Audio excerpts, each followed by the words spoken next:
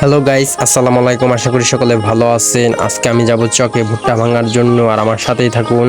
আর দেখতে পারবেন আমি কিভাবে এই ভুট্টা ভাঙি। আর আমি এখন দাঁত ব্রাশ করব। দাঁত ব্রাশ করার পর দিন চলে যাব চকে। আর আমি এই মাত্র চলে আসলাম চকে।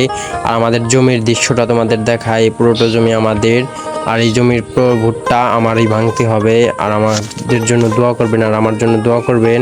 আর চ্যানেলটি সাবস্ক্রাইব করবেন। আমি কি কাজ করি না কাজ করি তোমাদের মাঝে সবই শেয়ার করব।